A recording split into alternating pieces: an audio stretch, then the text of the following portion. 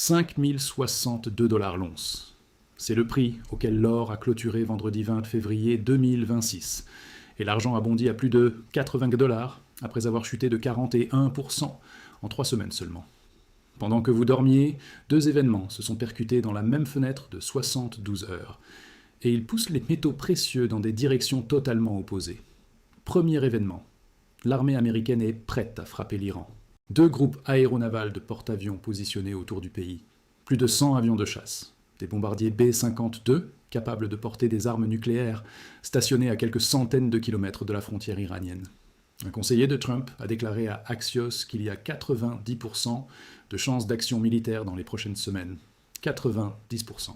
Et Trump lui-même a dit vendredi qu'il envisage des frappes limitées et qu'il déciderait dans les 10 à 15 prochains jours.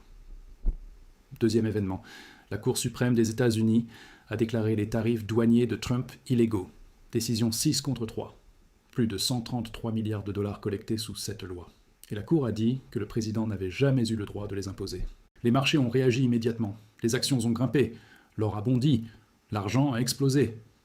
Et ce qui se passe dans les 48 prochaines heures pourrait déterminer si ces prix doublent ou corrigent.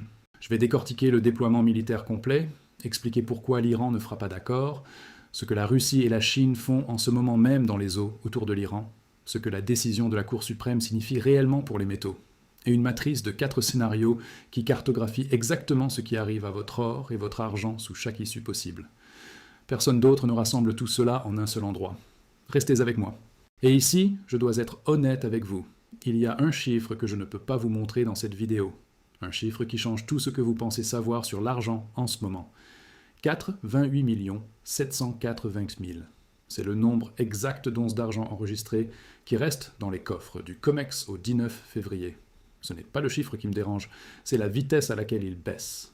3 300 000 onces disparues en une seule journée. Et ce que j'ai documenté dans la recherche financière, ce sont les données jour par jour depuis octobre. Quand on les met en séquence, on voit quelque chose que personne ne montre à la télévision. Un schéma, un compte à rebours. Et je ne peux pas le détailler ici parce qu'il faut voir les tableaux, les courbes, les dates exactes. Ce n'est pas un format vidéo, c'est un format d'analyse. La recherche financière, lien dans la description. Regardez les données vous-même et tirez vos propres conclusions. Maintenant, laissez-moi vous montrer ce qui se passe réellement autour de l'Iran. Commençons par le déploiement militaire, parce que c'est celui qui peut tout changer du jour au lendemain. L'USS Abraham Lincoln est déjà dans la mer d'Arabie depuis fin janvier. L'USS Gerald R. Ford, le plus gros porte-avions du monde, fait route vers la Méditerranée orientale. Des responsables américains ont dit que l'arrivée du Ford sera un facteur clé dans le calendrier des opérations. Quand ce navire arrive, la fenêtre s'ouvre. Autour d'eux, une douzaine de navires de guerre déployés entre la mer d'Arabie, le golfe Persique, la mer Rouge et la Méditerranée. Un sous-marin de classe Ohio à un emplacement inconnu, transportant des missiles de croisière Tomahawk. Dans les airs, c'est là que la situation devient écrasante. Plus de 100 avions de chasse, des F-35 furtifs, des F-22 Raptor, des avions de guerre électroniques, 4 AWACS pour le commandement et le contrôle, un avion espion U, 2 Dragon Lady et un VC-135R. Laissez-moi vous expliquer ce que c'est. Un avion de détection nucléaire. L'armée l'appelle le renifleur nucléaire. Son travail est de détecter du matériel nucléaire dans l'atmosphère. Quand vous déployez un renifleur nucléaire, vous ne bluffez pas. Et l'ajout le plus alarmant, des bombardiers B-52 Stratofortress. Des bombardiers capables de porter des armes nucléaires positionnées à la base aérienne d'Al-Udeid au Qatar, le quartier général avancé du commandement central américain. Je ne dis pas qu'ils utiliseront des armes nucléaires, je dis que la capacité était maintenant sur une piste d'atterrissage dans le golfe Persique. La logistique raconte la même histoire. Plus de 160 vols cargo C-17 depuis le 16 janvier. Des batteries de défense antimissiles THAD et Patriot déployées à travers le Golfe. C'est le plus grand déploiement militaire américain au Moyen-Orient depuis l'invasion de l'Irak il y a 22 ans. Je vais vous dire quelque chose que je n'ai jamais dit dans une vidéo. Alors, j'avais regardé cette situation il y a 1 an, avec les données que j'avais à l'époque, j'aurais pris une décision différente sur mon exposition aux métaux. Et la raison pour laquelle je le sais, c'est que j'ai fait l'analyse a posteriori, mois par mois. Avec les prix, les inventaires, les décisions géopolitiques, tout est dans la recherche financière. Je ne vous dis pas quoi faire, je ne suis pas conseiller financier. Mais je vous dis ceci, Si vous prenez des décisions sur l'or et l'argent en ce moment, basées uniquement sur ce que vous voyez dans les médias ou même dans cette vidéo, il vous manque des données. Des données que j'ai passé des semaines à compiler, les 4 scénarios Iran par tarif chiffrés, la chronologie des négociations Téhéran-Washington, le drainage du COMEX avec les projections pour Mars. Et je ne dis pas cela pour vous vendre quelque chose. Je dis cela parce que les gens qui m'écrivent, après avoir vu les données, me disent tous la même chose. Je ne savais pas que c'était à ce point-là. La recherche financière. Lien dans la description. Décidez vous-même si les données valent votre temps. Continuons, parce que le tableau diplomatique est encore plus inquiétant. Les envoyés de Trump, Jared Kushner et Steve Witkoff, ont rencontré le ministre des Affaires étrangères iranien Abbas Araghchi pendant 3 heures, à Genève cette semaine. Les deux côtés ont dit qu'il y avait eu quelques progrès. Mais un responsable américain a qualifié la réunion de sans substance.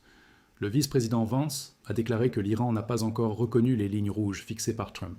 Les conditions sont impossibles pour Téhéran. Arrêt de l'enrichissement, limitation des missiles, fin du soutien aux proxys. Khamenei a répondu que la République islamique ne sera jamais renversée. Et il mène des exercices navals avec la Russie et la Chine en ce moment même pour le prouver. Écoutez, si vous regardez encore cette vidéo à ce stade, c'est que vous prenez ces sujets au sérieux. Vous n'êtes pas un spectateur passif. Alors posez-vous une question simple. Est-ce que vous voulez comprendre ce qui se passe avec les données d'un résumé YouTube de 15 minutes, ou avec les données complètes, les tableaux, les projections, les sources que vous pouvez vérifier vous-même, la recherche financière? Lien ci-dessous. C'est votre décision. Continuons. Voici la partie que la plupart des gens manquent, et c'est celle qui me préoccupe le plus.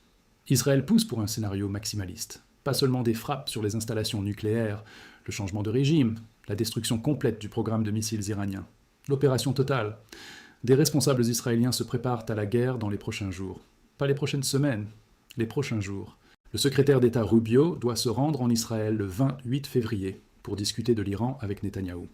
Et quand j'ai lu cela, j'ai pensé, on ne planifie pas une visite pour discuter d'un pays qu'on ne s'apprête pas à frapper. Netanyahou lui-même a plaidé auprès de Trump que l'Iran n'a jamais été aussi faible, que le moment est idéal pour agir, soit pour extraire des concessions, soit pour éliminer le programme de missiles. De l'autre côté, la Russie et la Chine ne restent pas les bras croisés. Et c'est la partie qui m'empêche de dormir. Parce que c'est là qu'un conflit régional devient un conflit mondial. La Russie, la Chine et l'Iran viennent de lancer des exercices navals conjoints appelés Ceinture de sécurité maritime 2026 dans le détroit d'Ormuz. Ce n'est pas un geste symbolique. Des navires de guerre russes, notamment la corvette Stoïki amarrée à Bandar Abbas, des bâtiments de la marine chinoise et la marine iranienne avec les gardiens de la Révolution, tous opérant activement dans les mêmes eaux où les États-Unis devraient mener leurs opérations. Réfléchissez à ce que cela signifie. La présence de navires russes et chinois ne représente pas une menace militaire directe. Les experts du Centre pour une nouvelle sécurité américaine le confirment, mais elle complique énormément la planification des frappes américaines. Il faut s'assurer que leurs capteurs ne donnent pas d'avertissement précoce à l'Iran. Il faut s'assurer que leur plateforme ne se trouve pas sur la trajectoire des missiles. Et il faut accepter que tout accident impliquant un navire russe ou chinois pendant des opérations américaines pourrait faire dégénérer la situation bien au-delà de l'Iran. Cette possibilité, à elle seule, devrait inquiéter tout le monde. Le ministre russe Lavrov a averti que toute frappe américaine aurait de graves conséquences. Nikolaï Patrouchev, un proche conseiller de Poutine, a cadré les exercices comme partie d'une dimension maritime stratégique des BRICS.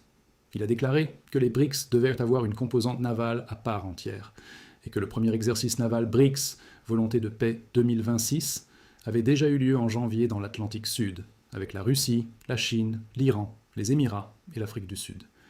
Ce n'est plus de la diplomatie, c'est une alliance militaire qui se construit en temps réel. Et maintenant, pourquoi tout cela compte pour votre or et votre argent? Le détroit d'Ormuz. Plus de 14 millions de barils de pétrole et de condensat y transitent chaque jour, selon les données du cabinet d'analyse Kepler pour 2025. C'est un 1/5 de tout le pétrole échangé sur les marchés mondiaux. Le détroit fait seulement 34 km à son point le plus étroit, un couloir entre l'Iran et Oman. La plupart des cargaisons qui passent par là n'ont aucune alternative pour sortir de la région. L'Iran a menacé de le fermer si la guerre éclate. Si le détroit est perturbé, même temporairement, les prix du pétrole flambent. Les coûts de l'énergie flambent. L'inflation flambe. Et quand l'inflation flambe, l'or et l'argent explosent. L'or est passé de 4 400 $ à un record historique de près de 5 600 $ rien qu'en janvier. en partie à cause des craintes de guerre avec l'Iran. Il a reculé jusqu'à 4400 après le krach de fin janvier, lié à la nomination de Kevin Warsh à la tête de la Réserve fédérale. Puis il a rebondi à 5062 $ vendredi après la décision sur les tarifs. Si des frappes réelles commencent, ce record sera dépassé rapidement. L'argent raconte une histoire encore plus dramatique. 121 $ l'once le 29 janvier. Record historique absolu. Puis un effondrement de 41% en 3 semaines. Le pire krach depuis mars 1980. Le CME a augmenté les marges à plusieurs reprises. De 6 à 8% pour l'or. De 11 à 15% pour l'argent. Et malgré toutes ces interventions, l'argent a rebondi au-dessus de 80 $ vendredi. Parce que l'argent est à la fois une valeur refuge et un métal industriel. La guerre perturbe les chaînes d'approvisionnement. La guerre alimente l'inflation. La guerre stimule la demande de métal physique. Et souvenez-vous des chiffres du COMEX. L'argent enregistré dans les coffres est tombé à 88 780 000 onces le 19 février, en baisse de 3 300 000 onces en une seule journée. Ce chiffre était de 103 millions début février, de 167 millions en octobre. Le drainage s'accélère et il ne s'arrête pas. Si la panique de guerre s'ajoute à cela, la crise de livraison que je couvre depuis des semaines pourrait s'accélérer de façon spectaculaire.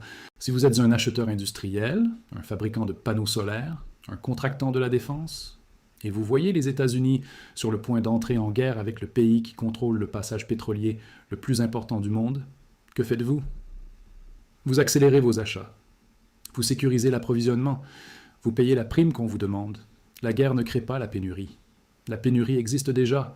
La guerre la rend impossible à gérer. Passons maintenant à l'autre force, celle qui pourrait pousser dans la direction opposée. La Cour suprême des États-Unis a statué jeudi 20 février que les tarifs de Trump sont illégaux. Le juge en chef, John Roberts, a rédigé l'opinion majoritaire. Voici ce que vous devez savoir. Trump a utilisé une loi de 1977, appelée IEEPA, la loi sur les pouvoirs économiques d'urgence internationale, pour imposer des tarifs de 10 à 50% sur pratiquement tous les partenaires commerciaux américains. Les tarifs du jour de la libération, les tarifs sur la Chine, le Canada, le Mexique. Aucun président dans l'histoire n'avait utilisé cette loi pour des tarifs. Elle était conçue pour des sanctions en cas d'urgence nationale, pas pour taxer les importations. La Cour a été claire. L'IEPA n'autorise pas le président à imposer des tarifs. Roberts a écrit que le président revendiquait le pouvoir extraordinaire d'imposer unilatéralement des tarifs de montant, de durée et de portée illimitée, et que le texte de la loi ne peut pas supporter un tel poids. Plus de 133 milliards de dollars de revenus tarifaires ont été collectés, et le gouvernement pourrait devoir les rembourser. Le juge Kavanaugh a averti dans sa dissidence que ce processus sera chaotique. Mais voici le problème. Même si les tarifs ont été annulés, l'administration les réimpose déjà par d'autres voies. Trump a signé un décret le jour même imposant un tarif mondial de 10% via la section 122 de la loi sur le commerce de 1974. Et le lendemain, il l'a augmenté à 15% sur Truth Social. C'est le maximum autorisé par cette loi. Mais cette loi ne permet des tarifs que pour 150 jours. Ils sont temporaires. Le secrétaire au Trésor Bessant a confirmé que les sections 232 et 301 seront utilisées pour remplacer le reste. Alors, voici ce que cela signifie pour vos métaux. Tarif annulé signifie que la plus grande pression inflationniste disparaît temporairement. Le dollar se renforce. Un recul à court terme est possible, mais les tarifs reviendront sous d'autres formes juridiques. Le soulagement est temporaire. Et la décision ne se produit pas dans le vide, elle se produit en même temps que la crise iranienne. Cela crée une matrice de 4 résultats. Scénario 1. Guerre avec l'Iran et tarifs réimposés par d'autres voies juridiques. C'est le résultat le plus haussier pour l'or et l'argent. Crise géopolitique qui stimule la demande de valeurs refuge, plus inflation des tarifs qui reviennent, plus inflation liée à la flambée du pétrole, plus perturbation des chaînes d'approvisionnement. Dans ce scénario, l'or dépasse son record de janvier et l'argent teste à nouveau les 100 $. Scénario 2. Guerre avec l'Iran et tarifs définitivement annulés. Plus compliqué, la guerre domine, l'or monte quand même, l'argent monte quand même, parce que la guerre est une force plus puissante qu'une décision commerciale. Mais attendez-vous à plus de volatilité. Scénario 3. Accord avec l'Iran et tarifs réimposés. Modérément haussier. Pas de prime de guerre, mais l'inflation tarifaire continue. Le cas haussier à long terme reste intact parce que le COMEX se vide toujours. Scénario 4. Accord et tarifs annulés définitivement. Le seul scénario où l'or et l'argent pourraient subir une correction significative. L'or pourrait reculer vers 4500, l'argent vers 70 $. Mais je ne pense pas que ce scénario soit probable. Même les conseillers de Trump disent 90% de chances d'action militaire. Et même après la décision, l'administration a déjà agi. Le point essentiel. Même dans le pire scénario, le recul serait temporaire. Aucun facteur structurel ne disparaît. Les coffres du COMEX ne se remplissent pas par magie. Les achats des banques centrales ne s'arrêtent pas. Goldman Sachs maintient sa cible de fin d'année pour l'or à 5 400 $ l'once, ancrée par des achats souverains de plus de 1200 tonnes par an depuis 3 ans consécutifs. Le déficit mondial de l'offre d'argent ne se renverse pas. La dette américaine atteint 38 556 milliards de dollars, avec des paiements d'intérêts qui dépassent 1000 milliards par an pour la première fois de l'histoire. Nous vivons la période la plus concentrée de catalyseurs pour les métaux précieux que j'ai jamais vue. En l'espace d'une seule semaine. Guerre potentielle avec l'Iran. Tarifs annulés, puis immédiatement remplacés. COMEX en chute libre sous les 89 millions d'onces. Exercice naval, Russie, Chine, Iran dans le détroit d'Ormuz, pendant que 2 groupes aéronavals américains convergent vers la même zone. Le marché évalue l'argent autour de 80 $. Shanghai paye une prime de 10 à 15 $ au-dessus des prix occidentaux. Et l'armée américaine positionne des bombardiers nucléaires autour d'un pays qui contrôle 20% du pétrole mondial. Quelque chose ne colle pas. Soit le marché a raison et tout est déjà intégré, soit il se trompe spectaculairement et une revalorisation violente approche. Je pense que la guerre est plus probable qu'un accord, non parce que je le souhaite, mais parce que le déploiement est trop massif pour être un bluff. On ne déploie pas des B-52 et 2 porte-avions et un renifleur nucléaire comme tactique de négociation. L'Iran n'a accepté aucune condition de Trump. Khamenei dit que la République islamique ne tombera jamais. Et ils font des exercices militaires avec la Russie et la Chine en ce moment même. Ce n'est pas un pays qui se prépare à un accord, c'est un pays qui se prépare à la guerre. Surveillez 3 choses dans les prochaines 48 heures. Le Gerald Ford arrive-t-il en Méditerranée orientale? Trump fait-il de nouvelles déclarations? Et les rapports quotidiens du COMEX lundi. On peut annuler un tarif. On peut réécrire une loi commerciale. On peut même faire chuter le prix papier de l'argent de 41% en 3 semaines. Mais on ne peut pas redéployer 2 porte-avions. On ne peut pas repositionner des B-52 au Qatar, et on ne peut pas remettre 89 millions d'onces d'argent dans un coffre qui se vide chaque jour. Les choses en mouvement ne peuvent être défaites par une décision de justice ou une conférence de presse. Elles ne peuvent être résolues que par un accord que l'Iran n'acceptera pas, ou par une guerre qui change le prix de tout. Ceci est mon analyse, pas un conseil financier. Faites vos propres recherches. Prenez vos propres décisions. Mais soyez prêts, parce que les prochains jours pourraient être les plus déterminants pour les métaux précieux depuis des années. Dites-moi en commentaire quel scénario vous pensez le plus probable. Partagez cette vidéo avec quelqu'un qui détient de l'or ou de l'argent et qui ne sait pas ce qui se prépare. Si vous n'êtes pas encore abonné, faites-le maintenant. Je couvre cela en temps réel chaque jour. Les données du COMEX, la situation iranienne, les tarifs, tout. Abonnez-vous pour ne rien manquer. Restez vigilants, restez préparés. On se retrouve demain.